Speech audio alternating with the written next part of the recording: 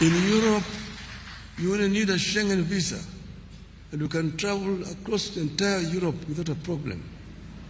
We will also ensure that we reach a stage where we can issue an AU visa and enable people to travel across the continent without much of a problem. I therefore want to conclude by saying that I am ready for Africa. And I believe in the story of the African lion. The lion is an African animal. It's the king of the jungle. The Cameroonian national soccer team is called the Indomitable Lions. The soccer team of Senegal is called the Lions of Teranga.